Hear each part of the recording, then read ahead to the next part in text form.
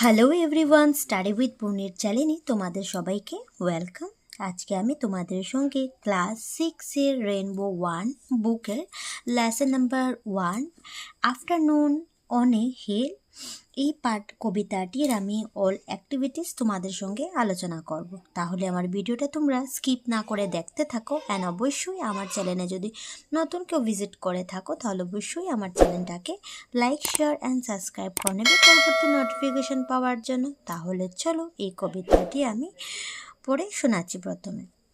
তাহলে দেখতে পাচ্ছ, আফটারনুন অন এ হিলস মানে কি বলছে, একটি পাহাড়ের মধ্যাহ্নের সময় মানে দুপুরবেলার সময়।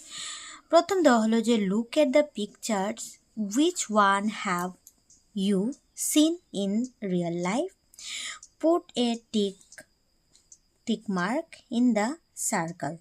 তাহলে এখানে বলছে যে প্রথমে তুমি ছবিগুলা দেখো, তুমি বাস্তব জীবনে কোন ছবি দেখেছো, বৃত্তগুলিতে শুদ্ধ চিহ্ন লাগাও। তাহলে দেখতে পাচ্ছ তোমার বাস্তব জীবনে কোন কোন ছবিগুলা তুমি দেখতে পাচ্ছ, সেগুলিতে তুমি চিহ্ন দেখতে পাচ্ছ। মানে তাহলে তুমি বলবে এসি, তুমি সমুদ্র দেখতে পাচ্ছ, তাহলে তুমি যদি দেখে থাকো তাহলে তুমি এটা টিকমার্ক করে দেবে। এ হিল, পাহাড় দেখেছো, যদি দেখে থাকো তাহলে তুমি টিকমার্ক করে দেবে। এ ডেজার্ট মিন্স মরুভূমি, যদি তুমি মরুভূমি দেখেছো তাহলে তুমি টিকমার্ক করতে পারো, আর যদি না হয় তাহলে, যদি না দেখো তাহলে করতে লাগবে না। তারপর এখানে রিভার মিন্স নদী, তুমি নদী দেখেছো নাকি তাহলে টিকমার্ক করে দেবে। এ ক্লাউড মিন্স মেঘ, তুমি মেঘ দেখেছো নাকি তাহলে যদি দেখে থাকো তাহলে টিকমার্ক করতে পারো। এ ক্লিফ মিন্স খাড়া উঁচু পাহাড় যেটাকে বলা হয়, ঠিক আছে। এই দৃশ্য তুমি দেখেছো, যদি দেখে থাকো তাহলে তুমি টিকমার্ক করতে পারো, ঠিক আছে। Now talk about your experience with our partners. তাহলে এখানে বলছি, তো এখন তোমার সঙ্গীর সাথে তোমার অভিমত সম্পর্কে আলোচনা করো। তাহলে তুমি তোমার বলতে পারো কি কি দেখতে পাচ্ছ, এটা তুমি এক্সপ্লেন করবে আর কি। যদি তোমাদের আনসারগুলি ভালো লেগে থাকে তাহলে এভাবে তুমি এক্সপ্লেন করতে পারো। নাম্বার 1 দিয়ে, there is a tall hill near my house, তাহলে আমার বাড়ির পাশে একটা উঁচু পাহাড় আছে। নাম্বার 2 দিয়ে বলতে পারো, there is a big river on our town, the name of this river is Barak valley, তাহলে আমার শহরে একটি বড় নদী আছে, নদীটির নাম হলো বরাক নদী। নেক্সট বলতে পারো, I so some white cloud in the sky, আমি আকাশে কিছু সাদা মেঘ দেখেছি। তাহলে এভাবে 3টা আনসার তোমরা লিখতে পারো নিজের ইচ্ছা মতো। নেক্সট হলো, let recite a poem about the poet's visit to a hill in the afternoon. তো এখানে বলছে যে চলো এক পাহাড়ের কবির মধ্যাহ্ন ভ্রমণ সম্পর্কে একটি কবিতা আবৃত্তি করি। আফটারনুন অন এ হিল মানে আফটারনুন অন এ হিল হলো যে একটি পাহাড়ের মধ্যাহ্ন। I will be the gladdest thing under the sun, আমি হব সবচেয়ে আনন্দিত বস্তু সূর্যের নিচে। I will touch 100 flowers and not pick one, আমি 100 ফুল স্পর্শ করব এবং একটিও কুড়িয়ে উঠাবো না। I will look at the cliff and cloud with quiet eyes, তো আমি পাহাড় এবং মেঘের দিকে তাকাবো শান্ত চোখ দুটো দিয়ে। I wish which the wind blow down the grass and the grass rise, বাতাসের ধারা গাছগুলোকে নত করাতে দেখব এবং আবার গাছগুলোকে উঠতে দেখব। And when lights begin to show up from the town, এবং যখন আলো দেখা যাবে শহর থেকে, I will mark which must be mine and then start down, চিহ্নিত করব যা আমার হতে পারে, আমার হতে হবে এবং তারপর নিচে যেতে শুরু করব। তাহলে কবিতাটি লিখেছিলেন Edna Edna Saint Vincent Millay. ঠিক আছে, এইভাবে তোমরা কবিতাটি পড়বে, ভালোটিকে শিখবে এবং কবির যে লিখেছিলেন সে নামগুলি শিখে রাখবে, যেটা এক্সট্রা কোয়েশ্চেনও পরীক্ষাতে এসে যায়। নেক্সট হলো এখানে পোয়েট, অ্যাবাউট দ্য পোয়েট, পোয়েটের কবির বিষয়ে দেওয়া হয়েছে, যেটা তোমরা ভালোটিকে পড়ে নেবে এখান থেকে। Next let's learn the meaning of a few words from the poem.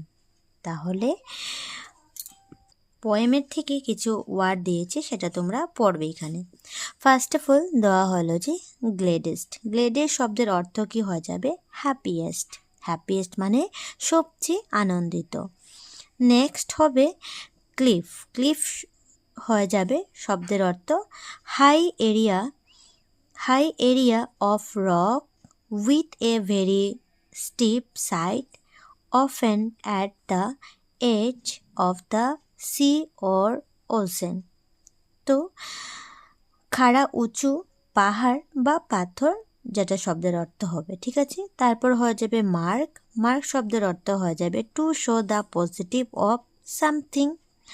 তো চিহ্নিত করা আর কি, পজিটিভ সাইন। ঠিক আছে, চিহ্নিত, মার্ক মিন্স চিহ্নিত করা। তাহলে ওয়ার্ডগুলি তোমরা ভালোটিকে শিখে নেবে।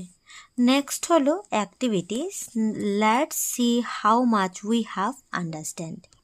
চলো দেখি কতটা তোমরা বুঝেছো। নাম্বার 1 কোয়েশ্চেন হলো what are the few things that the poet will see while standing on a hill in the afternoon. তো এখানে বলছে যে মাধ্যাহ্ন পাহাড়ে দাঁড়িয়ে কবি কি কি দেখবেন। তাহলে নাম্বার 1 এর আনসার তোমরা এভাবে লিখতে পারো যে the poet will C many flowers, cliff, clouds and grass. তাহলে কবি অসংখ্য ফুল, তারপর খাড়া উঁচু পাহাড়, মেঘ এবং গাছ দেখবে। কোশ্চেন নাম্বার 2 হলো যে when will the grass blow down and rise again. তো এখানে বলছে যে ঘাস কখন নত হবে এবং পুনরায় উঠবে। তাহলে তুমি আনসারে বলবে the grass will blow down because of the wind and will rise again the next morning. বাতাসের জন্য ঘাস নত হবে এবং পর মুহূর্তে আবার উঠে যাবে। নেক্সট কোয়েশ্চেন নাম্বার সি হলো যে what will the poet do on the hill in the afternoon. তো মাধ্যাহ্নের সময় কবি পাহাড়ে কি করবেন। তাহলে আনসারে বলো the poet will C and touch 100 flowers. He will look at the cliffs and cloud and watch how the grass blow down because of the wind and rise again the next movement. ঠিক আছে, তো এখানে বলছে কবি 100 ফুল দেখবেন এবং এগুলো স্পর্শ করিবেন। তিনি পাহাড়ের খাড়া উঁচু অংশ এবং মেঘ দেখবেন এবং বাতাসের জন্য ঘাস কিভাবে নত হবে এবং পুনরায় উঠবে তা দেখবেন। নেক্সট কোয়েশ্চেন নাম্বার ডি হলো when will the poet go home. কখন কবি বাড়িতে ফিরে যাবেন। তাহলে আনসার হবে the poet will go home in the evening. তাহলে কবি সন্ধ্যার সময় বাড়িতে ফিরে যাবেন। নেক্সট ই নম্বর হলো why do we think the poet will not pick any flowers. তো তোমার কি মনে হয় কবি কেন ফুলগুলো কুড়িয়ে আনবেন না। তাহলে আনসার হবে the poet will not pick any flower because flowers beautify the nature. তো কবি এখানে বলছে যে কবি কোনো ফুল কুড়িয়ে আনবেন না, কারণ ফুল প্রাকৃতিক সৌন্দর্য বৃদ্ধি করে, তার জন্য ফুল কবি কুড়িয়ে আনবেন না।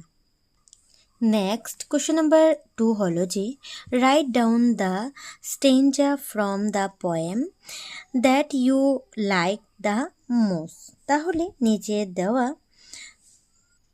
নিচে দেওয়া যে আছে যে কবিতায় যে পংক্তিটি তোমার সবচেয়ে বেশি পছন্দ সেটি লিখো। তাহলে কবিতার মধ্যে যে স্ট্রেঞ্জা আছে দেখতে পাচ্ছ, ওই যে স্ট্রেঞ্জা আছে ফার্স্ট, সেকেন্ড অ্যান্ড থার্ড। তাহলে এটার মধ্যে তোমার কোন স্ট্রেঞ্জাটা খুব বেশি পছন্দ, তাহলে তুমি এখানে লিখবে।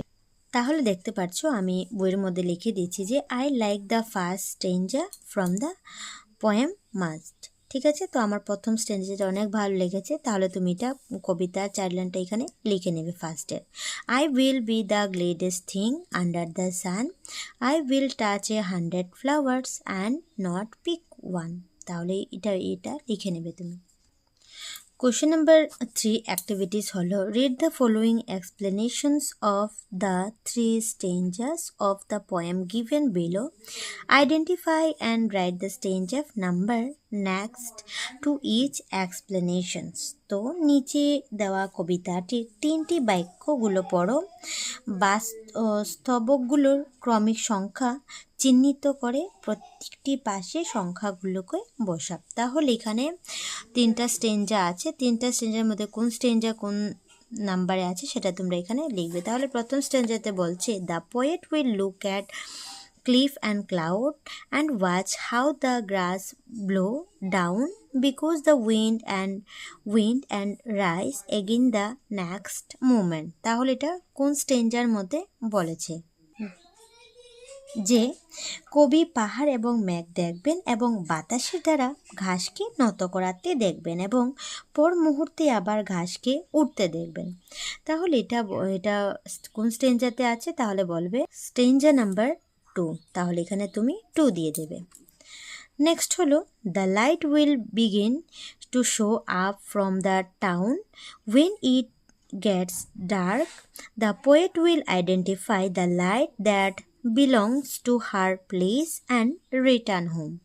তাহলে এই স্টেঞ্জাতে বলা হয়েছে যে অন্ধকার হলে শহরে আলো দেখা যাবে, কিন্তু কবি নিজের এলাকার আলোকে শনাক্ত করে ঘিরে ফিরে যাবেন। তাহলে এখানে 3 নম্বর স্টেঞ্জাতে বলা হয়েছে। নাম্বার 3 দেখে নাও the poet will climb and hill in the afternoon, she will be happy to do so, she will see and touch the flowers that are the abundance in the hill, but she will not pick a single flowers. তো কবি মাধ্যাহ্নের একটি পাহাড়ে উঠবেন, তিনি এমন করে খুবই আনন্দিত হবেন, পাহাড়ের অসংখ্য ফুলগুলোকে তিনি দেখবেন এবং স্পর্শ করবেন, কিন্তু তিনি একটিও ফুল কুড়বেন না। তাহলে এটা প্রথম নাম্বার স্টেঞ্জাতে বলা হয়েছে। তাহলে তুমি সিরিয়াল লিখতে পারবে। ঠিক আছে, নাম্বারটা দিয়ে দেবে এইভাবে। নেক্সট হলো নাম্বার 4 ম্যাচ দ্য ফলোয়িং। তাহলে দেখতে পাচ্ছ এখানে নিম্নলিখিতগুলি মিলাও তুমি। প্রথম দেওয়া হয়েছে দ্য পোয়েট। দ্য পোয়েট হলো কবির সঙ্গে তুমি মিলিয়ে দেবে will be on a hill in the afternoon. তো মধ্যাহ্নের একটি পাহাড় থাকবেন, তাহলে পোয়েটের সঙ্গে মিলিয়ে দেবে। নেক্সট হলো এ লট অফ ফ্লাওয়ার্স। তাহলে এখানে বলছে যে অসংখ্য ফুলের সঙ্গে মিলিয়ে দেবে আর ইন দ্য হিল, তো পাহাড়ে আছে। নেক্সট হবে দ্য গ্রাস হলো ঘাসের সঙ্গে তুমি মিলিয়ে দেবে blows down and rise again, তো নত হবে এবং পুনরায় উঠবে। নেক্সট হবে লাইটস হলো আলোর সঙ্গে তুমি মিলিয়ে নেবে show up from the town, তো শহর থেকে দেখা যাবে। নেক্সট 5 হলো discuss with your friends what we have understood from the poem and share with your class. তো তুমি তোমার বন্ধুদের সাথে আলোচনা করো যে তুমি এই কবিতা থেকে কি বুঝলে এবং শ্রেণীতে তা বলো। ঠিক আছে, তাহলে তুমি এইভাবে আনসারটি লিখতে পারো যে I have understood that nature is our best friend and we should always keep our nature clean. তো আমি বুঝতে পেরেছি যে প্রকৃতি হলো আমাদের সব থেকে ভালো বন্ধু এবং আমাদের উচিত প্রকৃতিকে পরিষ্কার রাখা। তো এইভাবে আনসারটি তোমরা লিখতে পারো। নেক্সট 6 নম্বর হলো যে 6 নম্বর, রাইট দ্য রাইমিং ওয়ার্ড। দেখতে পাচ্ছ রাইমিং ওয়ার্ড দেওয়া আছে from the poem for the one given below. তাহলে দেখতে পাচ্ছ রাইমিং ওয়ার্ড প্রথম দিয়েছি ব্রাউন। ব্রাউন মানে বাদামি, তো ব্রাউনের রাইমিং ওয়ার্ড হয়ে যাবে ডাউন, ঠিক আছে, নিচে। তারপরে হয়ে যাবে স্কাই, স্কাইস হয়ে যাবে আকাশ। তারপরে হয়ে যাবে আইস মানে চোখ, চোখ যুগল, ঠিক আছে, আইস হয়ে যাবে মানে চোখ হয়ে যাবে। নেক্সট হয়ে যাবে রান মানে দৌড়ানো, রান সান সূর্য হয়ে যাবে। তো রাইমিং ওয়ার্ড এভাবে তোমরা লিখে নেবে। নেক্সট 7 নম্বর হলো read the following phrases from the poem. তো কবিতা থেকে নিম্নলিখিত বাক্যাংশগুলো পড়ো, ঠিক আছে। তাহলে দেখতে পাচ্ছ এখানে দেওয়া হয়েছে ক্লিফ অ্যান্ড ক্লাউড, খাড়া উঁচু পাহাড় এবং মেঘ, ওয়াচ দ্য উইন্ড বাতাস দেখো, mark which must be mine তাহলে চিহ্নিত করো যা শুধু আমার হতে হবে। Here the poet has use a literary device called alliteration from special effect. তো এখানে বলা হয়েছে যে এখানে কবি বিশেষ প্রভাবের জন্য এলিটারেশনস নামক সাহিত্য কৌশল ব্যবহার করেছেন, ঠিক আছে। দেখতে পাচ্ছ এলিটারেশনস মানে কি, alliteration is a literary device, it has the repetition of consonant sound at the beginning of two or more word। তাহলে এখানে বলছে যে অনুপ্রাস হলো, অনুপ্রাস যেটা বাংলাতে বলা হয়, ঠিক আছে। অনুপ্রাস হলো যে এক ধরনের সাহিত্যিক কৌশল। এটি হলো দুই বা ততোধিক শব্দের গুরুত্বতে শুরুতে ব্যঞ্জন বর্ণ ধ্বনির পুনরাবৃত্তি ঘটে, ঠিক আছে। তাহলে এটা তোমরা পড়ে নেবে। নেক্সট হলো now write down a few sets of word using alliterations, one is done for you. তো তোমাকে এখন অলিটারেশনস মানে অনুপ্রাস এর ব্যবহার করে কিছু শব্দ লিখো, এটি তোমাদের জন্য করে দেওয়া হয়েছে। তাহলে প্রথম দেখতে পাচ্ছ অল টাওয়ার্স, তারপর তুমি লিখবে জেন্টাল গেইনস, তারপরে পেপার প্লেন, তারপরে টেস্টি টমেটো। তাহলে এই ওয়ার্ডগুলি তোমরা এখানে লিখে নেবে। নেক্সট 8 নম্বরের এ হলো যে I will be the greatest thing under the San. These two lines from the poem say that nature gives happiness to the poet. Beside happiness, nature gives us a lot of other things. Write down a few such things. তো এখানে বলছে কবি সবচেয়ে আনন্দিত বস্তু সূর্যের নিচে। তো কবি এই দুটো পংক্তিতে বলা হয়েছে যে প্রকৃতি কবিকে আনন্দিত দিয়েছে, ঠিক আছে। আনন্দ দিয়েছে, আনন্দ ছাড়াও প্রকৃতি আমাদেরকে আরও অনেক বস্তু দেয়। এমন কিছু বস্তুর নাম তুমি এখানে লিখো। তাহলে আমি এখানে লিখেছি প্রকৃতি আমাদেরকে ফুড মানে খাদ্য দেয়, তাহলে আমাদেরকে শেল্টার আশ্রয় দেয়, এবং রেন মানে আমাদেরকে বৃষ্টিও প্রোভাইড করে, ঠিক আছে। এভাবে তুমি লিখে নেবে। The poet drives immense pleasure by looking at nature. Observe nature around you. What attracts you? Share with your friends. তো এখানে প্রকৃতি থেকে কবি খুবই আনন্দিত হয়েছেন। তোমার চারপাশের প্রকৃতি পর্যবেক্ষণ করো, তোমাকে কোন জিনিস আকর্ষিত করে তোমার বন্ধুকে তুমি বলো। তাহলে তুমি আনসারটি এভাবে লিখতে যে open blue sky attract me a lot. খোলা নীল আকাশ আমাকে অনেক আকর্ষিত করে। নেক্সট নাম্বার 9 হলো যে look at the picture and write description about it. You can use the idea given in the box. তো ছবিগুলো দেখো এবং এটি সম্বন্ধে বর্ণনা করো, বাক্সকে দেওয়া ধারণাগুলি ব্যবহার করতে পারো। তাহলে দেখতে পাচ্ছ বাক্সের মধ্যে অনেকগুলি ধারণা দিয়ে দিচ্ছে, যেমন বিউটিফুল সানরাইজ সূর্যোদয়, বিউটি অফ নেচার প্রাকৃতিক সৌন্দর্য, তারপর বার্ড চার্পিং হলো পাখির কলবর। Bright sunny morning. তো উজ্জ্বল রুদ্রাজ্জ্বল সকাল। তারপরে ব্রেথটেকিং ভিউ তা হলো রুদ্রকর দৃশ্য।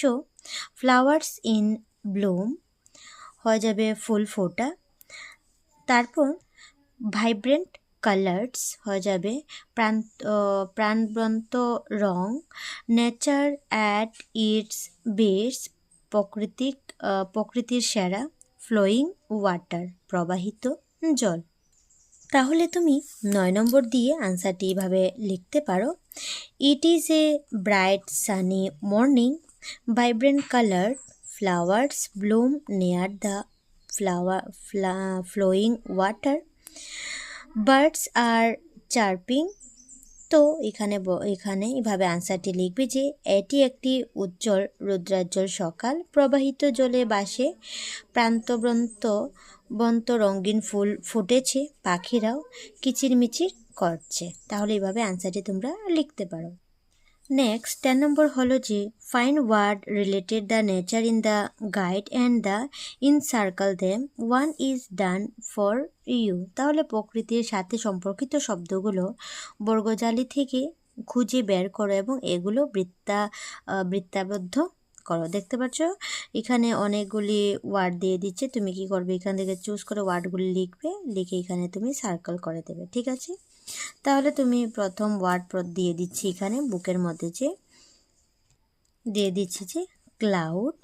ঠিক আছে, তাহলে তুমি second now make sentence using each word. তাহলে তুমি এখানে কিছু ওয়ার্ড এখান থেকে লিখে নেবে।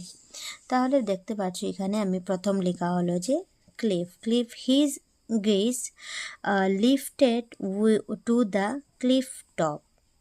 তো খাড়া উঁচু পাহাড় দিয়ে লিখবে তুমি, তার দৃষ্টি পাহাড়ের চূড়ান্তের দিকে উঠল। ঠিক আছে, তাহলে তুমি এখানে ক্লিফের মধ্যে কি করবে, সার্কেল দিয়ে দেবে, এইভাবে সার্কেল বানিয়ে দেবে ক্লিফটাকে। ঠিক আছে, এভাবে সার্কেল বানিয়ে দেবে। নেক্সট হবে উইন্ড। তাহলে দেখতে পাচ্ছি এখানে উইন্ড কোথায় হলো, তাহলে আমি এখানে উইন্ড দাগিয়ে দেব, উইন্ড। ঠিক আছে, এভাবে তুমি উইন্ডটা সার্কেল করে দেবে। তারপর উইন্ডে লিখবে দ্য উইন্ড ইজ ব্লোয়িং।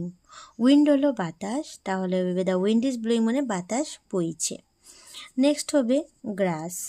তাহলে তুমি এখানে গ্রাসটা মিলিয়ে নেবে, GRASS। তাহলে গ্রাসটাকে এইভাবে সার্কেল করে দেবে। তারপর গ্রাসকে লিখবে গ্রাস ইজ গ্রিন। গ্রাস মানে ঘাস সবুজ। ঠিক আছে, তারপর হবে সান। তাহলে এখানে দেখতে পাচ্ছ এখানে সান দেওয়া আছে, তুমি সান লিখে নেবে। সান দিয়ে লিখবে the sun rises in the east. Sun হলো সূর্য পূর্ব দিকে উদিত হয়।